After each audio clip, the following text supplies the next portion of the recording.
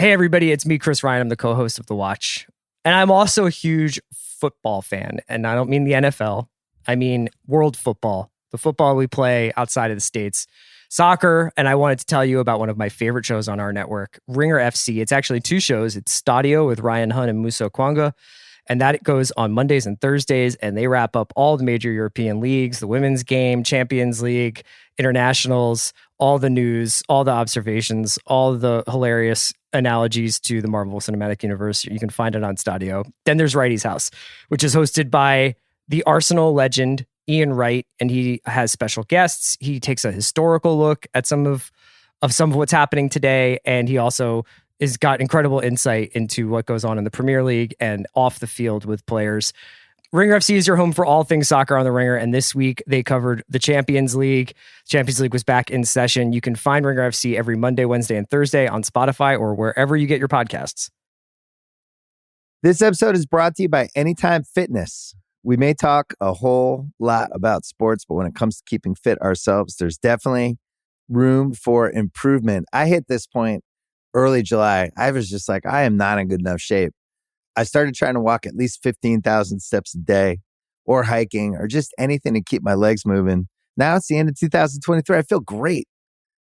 I had a physical 3 weeks ago and the guy was like, you're doing great. You're doing better than you were 3 years ago. I felt great. Whatever your goals are, progress is possible thanks to Anytime Fitness. Get a personalized plan and support from an expert coach anytime, anywhere.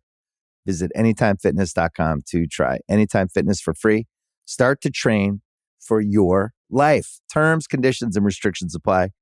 See website for details. This episode is brought to you by State Farm. From your morning podcast to your afternoon playlist, State Farm knows you personalize your entire day. And that's why State Farm helps you personalize your insurance with the State Farm Personal Price Plan. It offers coverage options that help protect what you care about most at an affordable price just for you. Like a good neighbor, State Farm is there. Prices vary by state. Options selected by customer. Availability and eligibility may vary.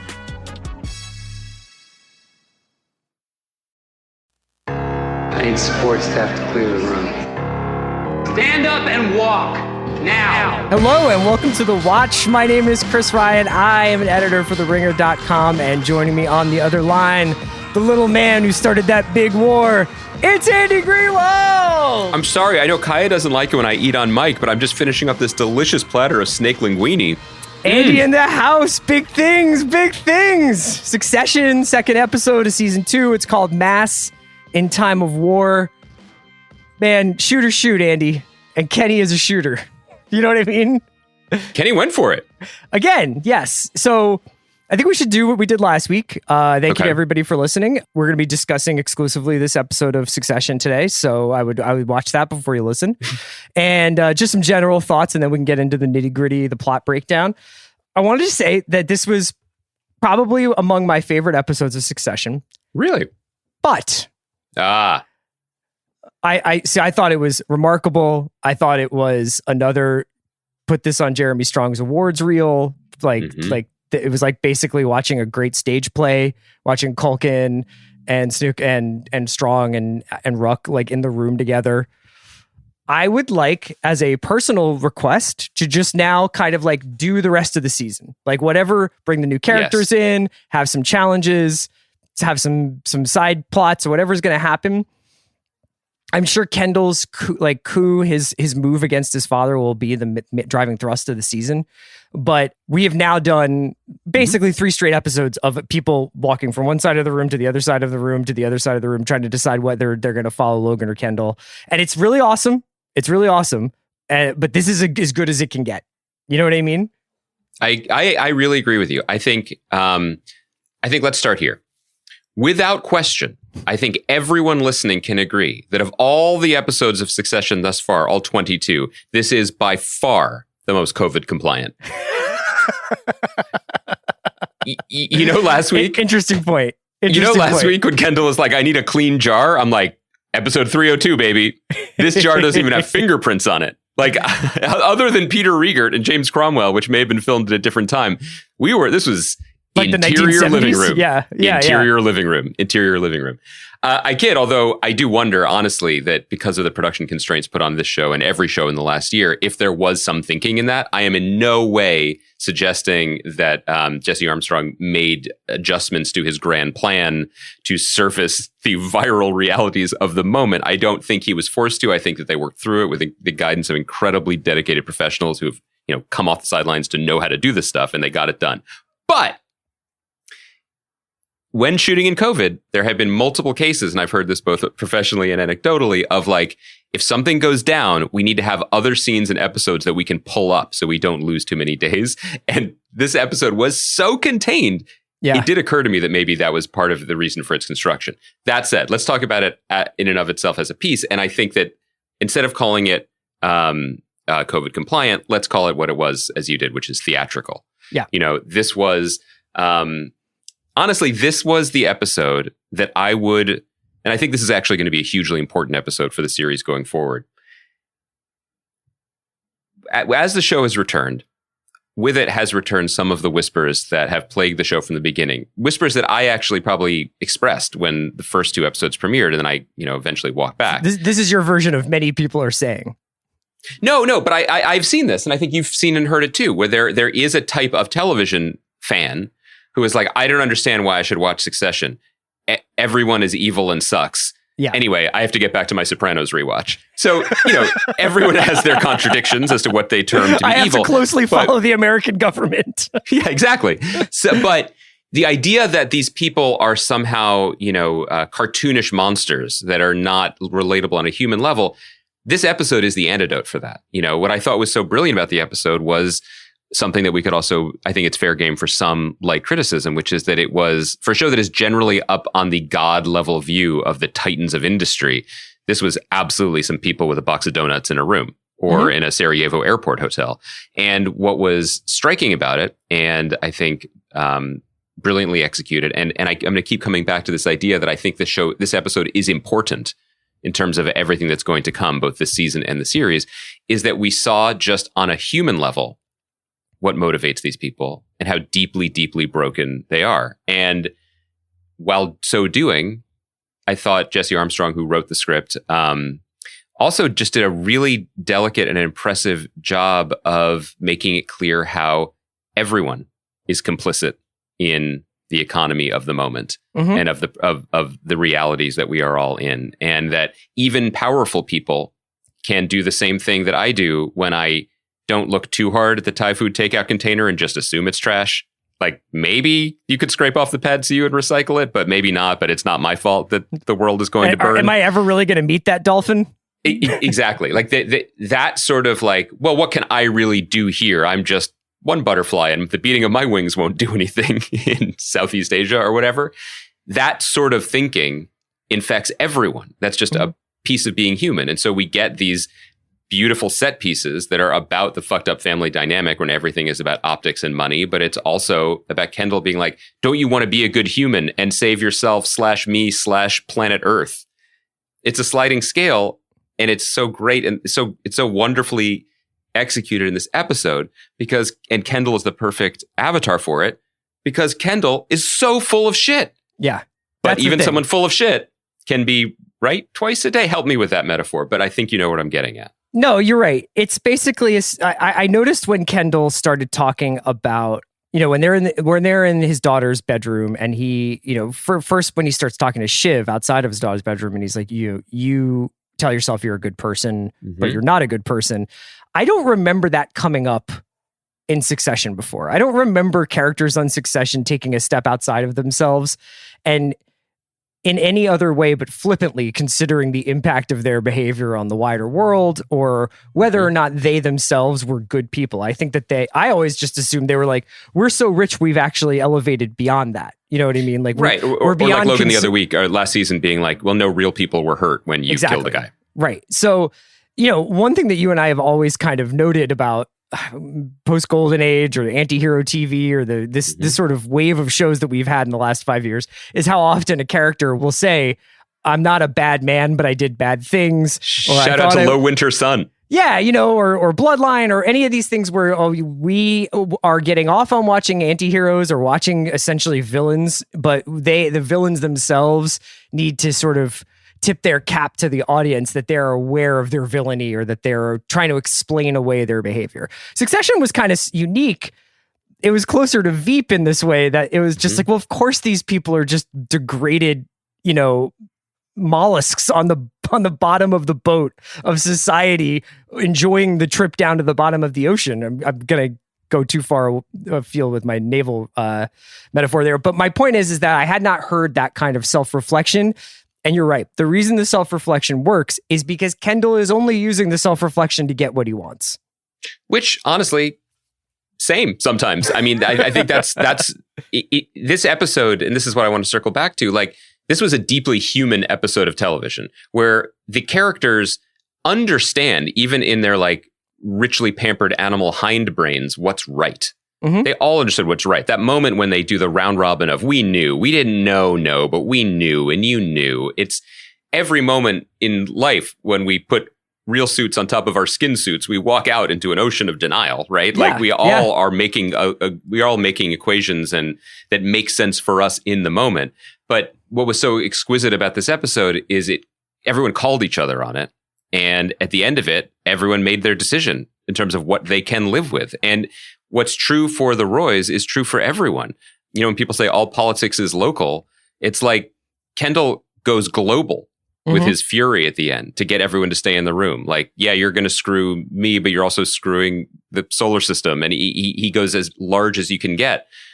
But day-to-day reality for Shiv Roy or for any of us, I'm not checking for the status of Neptune. I'm not actually thinking about the solar system.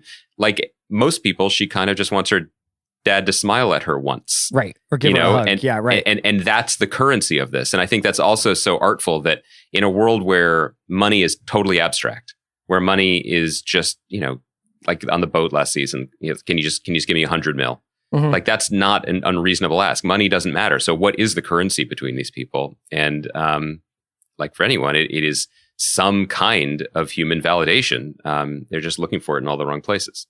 Let's start by talking a little bit more deeply about Kendall. So by my count, I do want to ask you, how many like days do you think because it's basically 4 days in their sort of time from the end of last season. It's like he leaves, he goes to New York, he does his press conference. The third season starts the second the press conference is over. Yeah. And now I feel like by my count, Kendall has been at least 3 separate people. He's been the shell-shocked person at the end of season 2. He's been, whoever he was in the first episode, which I think you could describe as basically having a bit of a manic flight. Who he was in the bathtub, and then the sort of manic episode afterwards when he's like checking the BoJack Twitter stuff. Yeah. And then he seems to have like leveled out in this episode to an incredible moment of both not only clarity about, at least forward-facing, clarity about the moral position that he's taking, and also how to execute it. Like, even though it's bullshit, it's really always fascinating because this is a show, essentially, I think you can learn the most about these characters by watching other characters react to what they're saying. And you could see in his bedroom proselytizing that he was doing, different members of his family reacting to different tenets of his new philosophy about how they can leapfrog Amazon and become the information hub of the post-American world and not tied to any like physical, office or whatever where it is. He's pitching this stuff, and Shiv reacts to one thing and Roman reacts to another thing, and Connor reacts to something about, he had that, he goes, "Amen, brother," when he's like, everybody's just killing each other and shooting dope. What did you think of this third Kendall that we've seen? Well, I think we touched on this last week. It's partly a tribute to the writing. It's primarily a tribute to Jeremy Strong's performance. It's always all the same Kendall, but there have been, as there are even in manic episodes or drug binges, whatever. I mean, this is not a drug binge, but in real life, like there can be moments of clarity. It doesn't make everything else better. It's just another piece of information that has emerged from the spigot that is this character at this moment. The scene when he says, at the end of all of it, and I don't know if this happens right around the same time when he starts talking about 323 BC. Which is Alexander is dead. Let's divide up the spoils. Yeah. At the bottom of that, deep Wikipedia reference. He's like, well, I love Dad. I hate him. I'll save that for my therapist. But Outsource it to my therapist. Outsource it to my therapist. But he was going to send me to jail. And so I think they all kind of nod to that. Mm-hmm. That is the realest of the real that they cannot say, because underneath all the posturing and the references to historical greats and how Connor's going to run, the rest of it, maybe. Yes, that's true. Their father would send them all to jail except maybe Shiv, which I thought was an interesting little hedge. I think that that moment was incredibly revealing, but in many ways, I thought the most revealing thing of the entire run from Kendall was when he says something about how there's he's going to talk about the one true truth, right? He's sort of proselytizing. And then he gets a phone call right after he talks about there being one truth. And he says, you know what? I just want to go hug my kids. Yeah. That's all this is. And of course, that's Stewie. That's the biggest lie, right? I mean, he is in deep denial, but it doesn't mean he can't be right occasionally. And it's when I think about Kendall's journey, I was thinking also about Shiv in this episode. And how we walked out of last week's episode being like, well, she's on a car on her way to Kendall. And we were referencing, or you brought up, a scene that I know is one of your favorites, which is the let's actually have a human hug scene between them last season. And I think she's just fuck you, whatever. Yeah. But our minds still bending into sort of traditional heroic TV narratives were like, well, yeah, she'll join up with him, which makes sense. And we have a moment of that when Shiv actually draws blood with Roman, and Roman leaves, and Connor goes after him. And he's like, can't this just be nice? And we see that Kendall and Siobhan, for all their differences, they have the same blood in their bodies. Mm-hmm. They are both kind of monsters, and they can connect on that level. There is this sense that, they're going to team up because that's where we've been headed, and that's inevitable. But no, because at the root of all of them is just this, vicious, throbbing ego monster that wins out over absolutely everything. And I read something this week, and I'm kicking myself that I can't credit where I saw it. If you wrote it on Facebook, listener, let me know. I'm sorry. I thought this was just really apt. Let me know where you read this. This is not my original thought. But someone pointed out something that kind of flew under my radar, which is that from the first season, the predictable narrative arc for Siobhan was that she was outside the company. She's the black sheep in that she's actually a white sheep in that she's good, right? She has real friends and a real life and all these things. And she's liberal and she's in different circles. And that the arc of the show would be Logan being unable to see that his daughter is actually the good one and the deserving one, et cetera, et cetera. And what's happened over the last 2 seasons is she sucks too. Right? I mean, this isn't news for people who have watched the last 2 seasons, like when she went to the park and threatened the witness. But she is just as fallible, just as driven by ego, just as monstrous as everyone else, and also in totally over her head, despite her bluster. And when we see her flop sweat, when we see her neediness, when we see her on the phone with Tom for the umpteenth time being like, but you could see it, right? Right? Yeah. Right? That makes sense. We understand them just so deeply, so that the end is both devastating to Kendall, but also inevitable. I mean, they're only ever looking out for their own interests and their own positioning, and they can't see past their own noses. So much of this show in general, but this episode it specifically was about barely perceptible changing power dynamics. This episode starts out with Logan in complete disarray, and then it and then it ends with him in kind of pretty much back in the seat of power, back in New York City, Marsha on his arm, back with his kids, has a plan. Kendall starts this episode with all the people coming to him, with everybody coming to kiss the ring, even if they're not really saying that, and ends with him alone again. But I loved how... Not just alone, wearing a cap, being like anonymous guy meeting with his new lawyer, and just basically subsuming himself into someone else's system. Yes. I loved, though, how at the end of the sort of the meeting of the minds that was the Roy kids, I think the reason why Shiv and Roman jump ship is because Connor goes first. And it's like, if it's not good enough for Connor, it can't be good enough for us, And I kind of was like, that's great. If Connor had gone last, or if Connor hadn't been invited, or something else, I think at various points, he has Shiv and Roman's attention.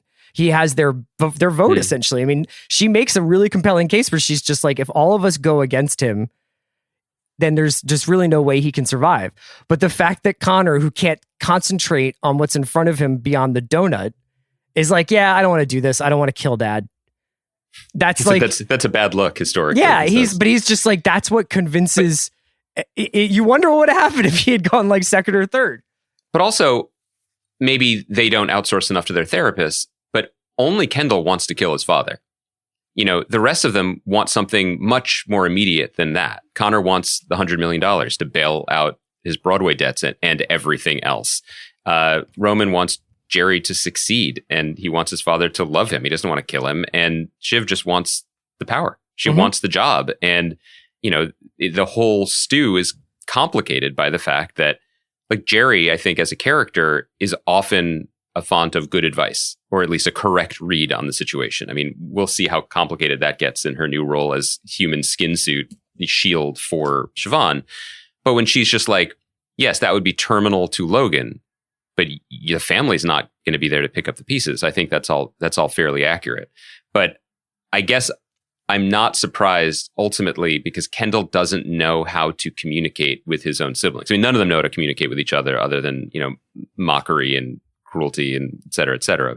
But he never gives them, maybe this is why he's not going to be ultimately a good CEO in this world. He doesn't understand the carrots that each one of them want. And he offers them the wrong thing, and then he grabs the biggest stick.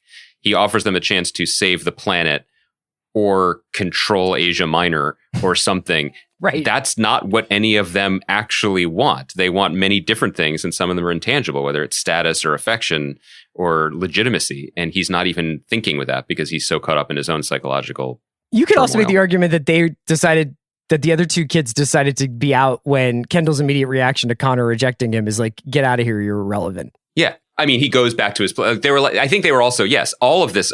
Every time you get the family in a room, it's a stress test of a sort. Yeah, and Kendall is basically a Buddha for the entire episode. Yes. Like, people are trying to knock him off. He's and changed. He's just like, I can't. Yeah, I have come through. He's changed. I've come through this. I have been transformed, and I believe in saving the whales, and I believe in expunging this like rot, this tumor that's inside of us. And now instead, you know, as soon as he gets one red light, he's just like, fuck you, fuck you, fuck you. Get out of my house, or get out of my ex-wife's house. And I think the most compelling acting in the episode was each of the children's performance of hunger. Not just Connor looking at the donuts, but the kind of just the masks drop when they are face to face with the thing that they want, whether it's Siobhan having her father offer her what she actually wants, whether it's Roman potentially having an honest moment with anyone in his family, or, you know, being the closest version of himself to true to Jerry, despite the, you know, he has to say a couple things about jerking off, but somewhere in there is, you know, his true self, and it's revealing. It's very exposed. It's an intimate kind of acting that they're also good at. And I also just want to, at this moment, give them enormous credit for something else, which is, it's very hard to play a family in anything, you know. I would imagine it gets easier in a long running series where you actually get to know the people and you develop a comfort level and a rapport that then can translate on screen. But, you know, so often it's like you get thrown together on day one and you have to fake it. The way that these actors, who don't actually really look alike at all, have sold me, and I think everyone on it from day one, is they're so viciously good at imitating each other in a way that I think siblings, I mean, look, we're two only children. We are not the experts on this. But I would imagine, and I've observed in my own children, like, that is the most savage form of communication, because the things that siblings do all day, it's not necessarily get along and play or quarrel. It's watch each other. Sure. They are constantly aware of where the other is and what the other is doing, and also the status bar of who's in favor and who isn't, you know, and the way that they are tuned into each other as much as they're tuned into what's trickling down from their father's Mount Olympus, I think is crucial. One of the coolest ways that's manifested is the fact that this might be it's pretty easily the best written show on television, I think, but that doesn't mean that every line is perfect on purpose. I just did Color of Money rewatchables, and when I was researching that, there's this whole Richard Price thing. Richard Price wrote the screenplay for Color of Money, this Scorsese movie from '86. And he was like, the thing that I learned working with Scorsese and Newman and is everything is just not every line can be a bum out. You know what I mean? You can't have every line be this home run piece of dialogue, which is Sorkin does that. You know, Sorkin, every single person in a room in a Sorkin show is dealing. You know, they have like this deep well of references and they always have the right thing to say and everything is written. You can feel it all moving towards this place where Jeff Daniels or Martin Sheen can make a big point. Jesse Armstrong, on the other hand, has that in his bag, but will also have 2 minutes of really uncomfortable dialogue between Shiv and Roman where they're like, yeah, like dad's like fucking fine, like whatever. Like, what are you doing here? I'm fucking spying. Like, what do you want? Like, I'm fucking spying too. Like, what do you like? This kind of like, you guys are trying to act cool, but you're both hurt, but you're both not sure what the other person is doing there or why you're there. Yes. And you're not ready to admit anything to anyone, much less yourself. And that is manifested in the fact that not all your dialogue is cool. You're not always going to say the coolest thing. I love that observation. It also reveals something essential about the characters, which is that they're children. And Kendall is sitting there composed and performative and insightful and talking about Alexander the Great and talking about, you know, the global stakes of everything. And as soon as people start bailing on him, he's like, you fucking suck. You know, that's what's at the root of it. And I think your point about writing is exactly right. I mean, and it is a very hard thing to learn for anyone writing professionally, because partly it's ego, but also it's like, I have a chance to shape and craft these things. And then in the case of Succession, it's famous for its shaping and crafting and heightened dialogue. And the temptation must be so great. And you can only imagine the alts that are getting pitched in the writer's room for some of these insults, you know, and yet there can be a great restaurant out there, Chris. Remember when we used to go to restaurants and you know, you'd be like, oh, well, the flourless chocolate cake, it's the richest bite you'll have. It's to die for. Well, there's a reason that the restaurant doesn't serve 8 courses of plated chocolate cake. Yeah, it's to build towards something. You'd get sick, and also you wouldn't notice it anymore. And so because so much of this, because Jesse Armstrong does seem to understand when to take your foot off the gas, Roman saying, you know, it's a scrotum over a timpani drum, like that rings out. That's the flourless chocolate cake of the episode. But the protein, honestly, is them fumbling because it's in a place beyond words. This episode is brought to you by Mint Mobile. New Year's resolutions are fun the first couple of weeks. Then you kind of maybe conveniently forget about them halfway through January. No shame. It happens to us all. But this year I have a foolproof plan, at least when it comes to saving money. Just switch to Mint Mobile and you're done. Goal accomplished, because for a limited time, their wireless plans are $15 a month when you buy a 3-month plan. The great thing about Mint Mobile is there's no jaw-dropping monthly bills or unexpected overages, and all plans come with unlimited talk and text. Get this new customer offer today at mintmobile.com/watch. Additional taxes, fees, and restrictions apply. See Mint Mobile for details. Why does this room look amazing? What'd you change? I just got these custom shades from Blinds.com. It's all online, so it's really easy. I remember shopping for blinds. I waited around all day just to get a quote. It took forever. And the worst part, hidden fees. How about you? I chatted with my Blinds.com design consultant on my time. Plus, they make it easy to DIY or add installation like I did. Blinds.com sounds way better. Way better. Shop Blinds.com for up to 45% off. Rules and restrictions may apply. Speaking of flourless chocolate cake, any thoughts on Roman's gift of cinnamon Danish? I was trying to figure out where the donuts were from, and I was trying to figure out where the cinnamon Danish are from. I think we're going to make a habit of this. We were able to almost nail down where Naomi got takeout, but I thought he said from the River place. So I was like, did this guy stop at like River Cafe? And it was an airport. We got it at an airport. Yeah, but he's flying PJ. He's not going to duty free, is he? He's not flying scheduled. Yeah, as, he's not as Connor eating said. refrigerated cheeses. Incredible line. I'm struggling with this because what I of course I paid very close attention, but to that moment, but it struck me. I couldn't tell you what it is. I generally don't fly private, for ethical reasons. Definitely that's the only reason. Yeah. It's an epiphenomenal thing for you. Thank you. Thank you. You see me. I took it to be like the bare minimum of a gift, like someone's like, I remember that one time you were on an airplane and they served those Biscoffs and I know you liked them. So Yeah. I brought you 2. Or it's just And you're really like, like, I they brought handed something you because I those want 2. credit for giving you something. Yeah. Yeah, totally. So we have all this Kendall. That said, sorry, if we're just briefly on Food Corner, Please. Logan, I guess after an episode has had his fill of saliva and was just eating like a vague meat salad. It was a fucking chef salad. Yeah. It was like iceberg with chunks of pepperoni in it. Like It that looked like, didn't seem. ham. It looked like it was just like a straight up like swim club chef salad. You guys know that I am here for like an accurate representation of the glories of Bosnian cuisine, even if you're not getting like the highlights at the airport. Sure. Yeah. But this seemed like a mistake. I'm just saying this seemed like a mistake. You know, he's still in a position where he can get anyone on the phone and buy his wife back via text message. Like, I feel like he could get something brought in.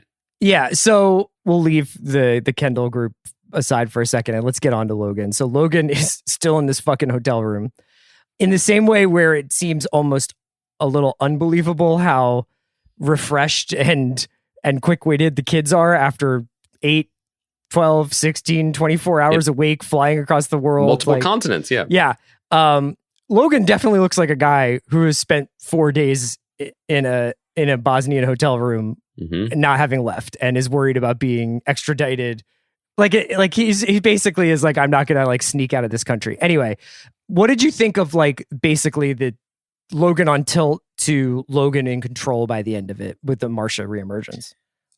Well, I think that it does speak to this idea that has been reinforced throughout his adult life, which is that money isn't the thing, but money is the thing that gets you the things that you need in any moment. And in this case, what it gets him is something that you don't usually equate with money, which is, you know, a reassertion of stability and optics. And that's all possible and doable. And you realize how important that stuff is, you know. I think that if you or I were on the run and risking extradition, you know, I feel like maybe we would be more focused on the like, I promise you I didn't do it, or like, let's build a defense or something. I don't think we would be as focused on like, let's get some candids on a tarmac. Yeah. You know, but he's correct that all of those things matter and that, you know, you act strong and you are strong and people react to you as if you are strong. The Marcia thing was interesting to me only because, and no disrespect to Hayam Abbas, like she's out of the main cast this season and then made it one episode before just returning essentially with as much screen time as she had at any other point in the 2 seasons. You know, we spoke about this a little last week. I find her intriguing. I like her as a performer. I don't always love her role on the show and the bandwidth that it takes up, primarily because, as we said last week, it kind of generally serves to either humanize Logan or suggest there's another level of deal making that we're not privy to. Yeah, right. In a way, like, because they have an arrangement, they have an understanding. There's a very loaded moment in this episode when they've been reconciled, and she says, basically, like, there's another card to play, and he's like, I don't know, he's like, you fuck around in a grenade factory, you light yourself on fire. That was alluding to Kendall's. I assume so as well, and that's the second week there's been an allusion to that. Right. So, but you know, there's no question that she plays a stabilizing force, a role in his life. And it is interesting that she is the one who does it. And I also just think that in the episode's larger meta point about how, you know, there's all this talk about who's clean, who has blood on them, blah, blah, blah. No one's clean. Absolutely no one's clean. And in some ways, Marcia is perhaps the most successful person because it does appear to be almost effortlessly transactional for her. It is pure capitalism to the degree where she brings her business manager to negotiate her payout and doesn't stress or dally over the details. She just gets up and lovingly puts her supportive hand on Logan's shoulder, which, you know, as we've seen with Connor and Willa, like maybe transactional is right. That it's working for them. You know, it's taken some of the other stuff away, the messier stuff, and it's working. Yeah, I mean, she just doesn't want to be embarrassed. That seems to be the only stipulation she has about their marriage. Or poor. She doesn't want to be poor. Exactly. I don't think she's in any danger of that. How do you think that... I guess it's like there's just like this rush of momentum towards Logan at the end of the episode. Right. What did you make of that? Like, did you think that that made sense coming out of Kendall's apartment, that there would just all of a sudden be this like, let's just get behind dad because we don't want to kill him, but also because he's the whale in Moby Dick and you can't take him down with a dozen harpoons? I think, well, one thing that is just true, and we see it in literature and we've seen it in our own lives, and since becoming a parent, I absolutely see it, is there is power, like chairman of the board or CEO of one of the world's largest media conglomerates. But then there's the effortless power that a parent has over a child, which even a powerful person like Logan might not even understand the depths of it. And he understands it better than most in a truly, manipulative and Machiavellian sense. But all he has to do is remind them of his existence by sending donuts, and they collapse. You know what I mean? Like, it's not actually hard. That was my favorite scene. Just them being like, there's like a 98% chance those are fine to eat. He stresses over, remember how almost debased he was on the roadside FaceTime with the guy that one of the board members last season, like somewhere off the autostrada.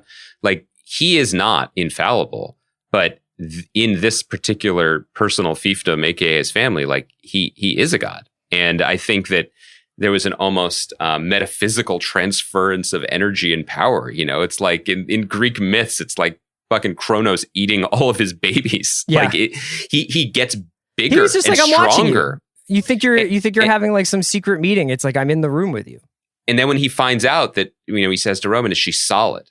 All of a sudden the ground beneath his feet seems to become solid. And when he gets off the plane, we see him with his swagger back. We talked last week, and I don't think we meant this seriously, but I think we were like, did Brian Cox lose his fastball, or is this a very smart actorly choice?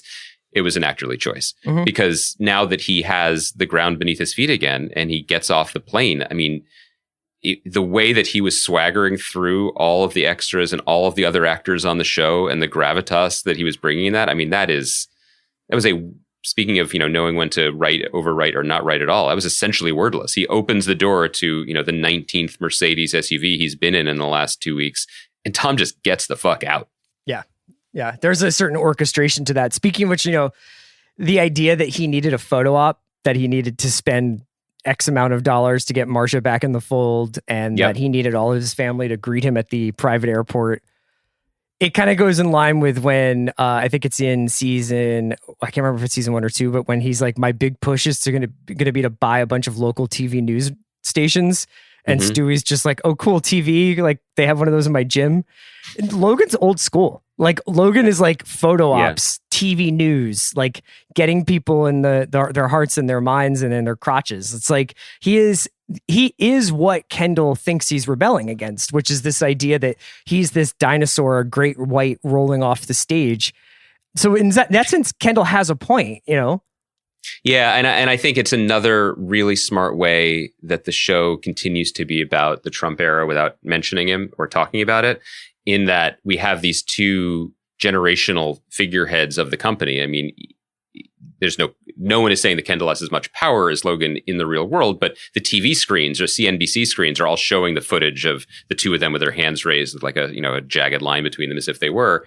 And on the one side, you could make fun of Logan. He's an old bastard and he wants to buy, the New Orleans Times Picayune or whatever. But actually, we just had an cranky old man tabloid president who just had rallies where he yelled at people, and everyone was like, always just wanted photo ops. And even though we knew it was a photo op, people would be like, check it out. And this is great. And like, why did Brexit happen? Well, there's a million reasons, but one of the reasons probably, what was on the tabloids every day for 2 or 3 years, Yeah. And so I love the viciousness and honestly the accuracy with which the show uses Kendall to just eviscerate the idea that new media is somehow our shared existence, or somehow more powerful, that, having a really jazzed up and savvy Twitter feed is somehow going to topple emperors and change the course of human history. Like, not yet, man. I haven't really seen that. No, you can cancel a minor cooking celebrity that my parents have never heard of, but I don't think you can take over a multimedia corporation. Also, the most benevolent thing that Kendall could do is just to simply destroy the company. Do you know what I mean? It would just be to get rid of it, to spin off whatever you can spin off, bring it down. And it's like, no, that wouldn't suit me. If we're gonna do the right thing, but we're also gonna help me in the bargain. Well, remember Greg's thing that he says to his new attorney, like, Peter Riegert, and we have to talk about this, but he's basically like, well, my main concerns here are protecting like my job and my position. Like they all want to kill the cow but keep the teat. And as Kendall says, teats are in. Like teats are where you get your value these days. Right. So we can do, let's do Greg briefly here because he was the third string here. And it's one of the things that this show does really well, which is it starts out as a gag and then it's very important. Like I even think Cruises in and of itself was this like, they keep making this joke about Cruises and then all of a sudden Cruises becomes the central plot device of the entire show. Greg kind of being like, I would really like to not spend this much time in Congress as a young man. Is probably going to be one of the things that forms the show because he is the one wild card. Greg getting legal advice from a person he knows who just started law school was so choice, so good. I mean, do you want me to text my professor? It's pretty funny that this company that is all knowing and omnipotent and et cetera, thinks so little of Greg that they don't even keep eyes on him. At all when he's the one that had the papers, like that he's the one that's been in all the rooms. I mean, they're kind of setting us up for something here, which is amusing to say the least. So we get Cromwell back as old Uncle Ewan. Yeah. Those two, great chemistry. Wouldn't mind another road trip episode anytime. But the fact that it's all being set up that, everyone, of course, is manipulating him for their own interests and that the lawyer he brings him to, played by the great Peter Riegert, check out Local Hero if it's still on Criterion Collection. And he plays movie. Basically a William Kunstler-esque, sort of hippie civil rights lawyer, it seems like. Yes, and he's just like, what does he say about like this is our opportunity? You're our little wedge, Greg, to like crack the door a little bit and like see all the dark secrets of late stage capitalism. It's like that wasn't really the plan, but I love it. The show is an equal opportunity satirist. Or Armstrong is. And so I like it when he sinks his teeth into the left as well as to the right. I think when you're playing, once you're under the circus tent, I think everybody's a clown. And I think it's really, really exciting that, well, two things. One, that he's going in that direction with that plot line. But two, and this loops back to the one other thing that I wanted to make sure we touched on. The casting bench of this show is so unprecedented. So clearly, we get Peter Riegert, fantastic actor for years. Haven't seen him in a while. Love what he's doing with his hair. There's another situation, which is, and I haven't read anything, maybe you have, I'm curious, but it appeared from his non-appearance in this episode that Larry Pine, the great New York theater actor who plays Sandy, is not participating in the show. Hope Davis is going to be replacing him somehow. I don't know whether that's health or it was COVID era or filming or conflict or whatever, but he's not in the episode. And they didn't even cut to him on the screen. So that was very noticeable. And it's a shame. I hope he's well. I love him in anything. But Succession is just like, okay, next man up. And they call one of the goatiest of the goats of character actors of the 21st century, Hope Davis. Yeah. And she's just sitting there in a car. And I'm like, that's Hope Davis. She's not a decoy. She's going to be on the show. She's going to regulate. It's pretty exciting. And you imagine, again, I'm always projecting just because making stuff is fun and the vibes on the show just seem impeccable. But like, okay, they're shooting in a limo and you have Arian Moayed and you have Hope Davis and you have Jeremy Strong. And I'm like, yeah, I would love to see the director's cut of that footage would be awesome. But also it's just like, part of the fun of fireworks is right before they go off. Because there's a big box of fireworks and they're going to go off. And I think the show manages that kind of tension wonderfully. Great to have Arian Moayed back. It's the line about, I was going to get you a horse's head, but the paperwork, It's so good. And I do think the show remains fascinating if once you exhaust all the other reasons to like it, but the machinations of credited cast versus non-credited and how they work this out and what the agents did and didn't do, because people have fallen out of the main cast, like our guy who was in charge of Volter, like Marcia. And this season, Willa is in the main cast and Frank is in the main cast. And what's his name? David Raish. I'm always forgetting his character's name. Carl is in the main cast. Arian is not in the main cast this season, but still in the world. It doesn't is Fisher really Stevens matter. In the main cast? Fisher Stevens has been added to the main cast this season, and Carolina still in the main cast, even though she's in the main cast, but Jess isn't. But they have the same amount of screen time. I'm always interested in the machinations behind that. But all that really matters, top line, is they're all on the show. It's great. Any other observations about episode 2? Any thoughts about where we're going? I feel like you are asking me because you get excited when I actually take notes. And so you like it when I'm looking at other things I wouldn't while want we're any effort on your part to go to waste. Well, I wouldn't want any effort on my part, period. So that's where we're at an impasse.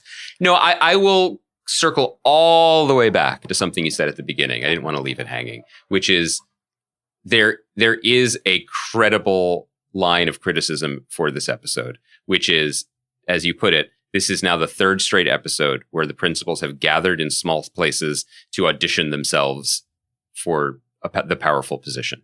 And I think that because the show, inevitably, the season is going to explode into bigger places, as you alluded to, there's more cast coming. I mean, there's more to do. But it's an interesting experiment. A lot of like season 2s into season 3s, I think there's a lot of like testing and sounding. How seaworthy is this vessel? Where can it go? How big can this get? And as we're seeing now, how small can it get? And part of the fun of the first few seasons was that the threats were coming from all sides, and there was always another bit of spicy business going on, whether it was the hostile takeover or Vaulter or the wedding, the bachelor party, Kendall's sobriety, always something else bumping up against the hull of this great ship. Mm-hmm.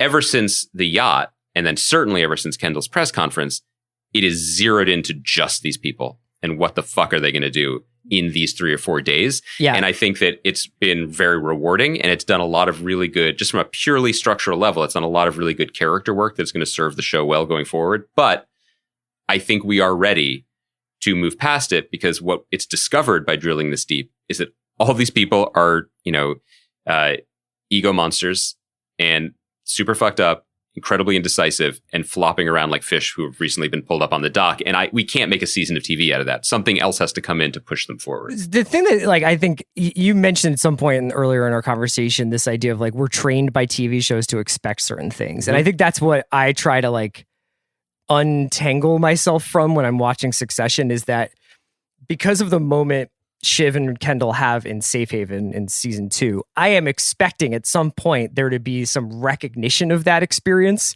Mm-hmm. And like, everything changed since this TV moment that we had where we hugged. And it's not. The page is not turning. Kendall is like, you're who I want, but then also tries to recruit 2 other people and make Shiv go last in terms of like asking. You have to not expect the expected here. Well, I think Turnhaven is the episode, right? And then I think that it's a reminder that language... Oh, Safe Room. My bad. Yeah, Safe Room. It was Safe Room, not Turnhaven, yeah. Right. I think that language serves a different... Obviously, it serves a different function for Jesse Armstrong in his elevated writer's room, but I think it serves a different function for these characters. It is often less about what is said, because what is said is often cutting or cruel or sarcastic or just mean. What it is sonar pings. You still there? Yes. Ping back to me. You still there? Great. And are we on the same place? Are we on the same level? And what was so, I think, important about that very small, in the scheme of things, moment when Shiv says something too raw and real to Roman about, how he's very, he likes to talk about sex, but he's incapable of actually having it. And he storms off showing real emotions, which is the greatest possible sin in this family. And when Kendall and Shiv are left alone, and we referenced the scene earlier in this conversation, they sonar ping each other. Is it okay to talk like that? Is this safe? Are we safe? Is this still what we do?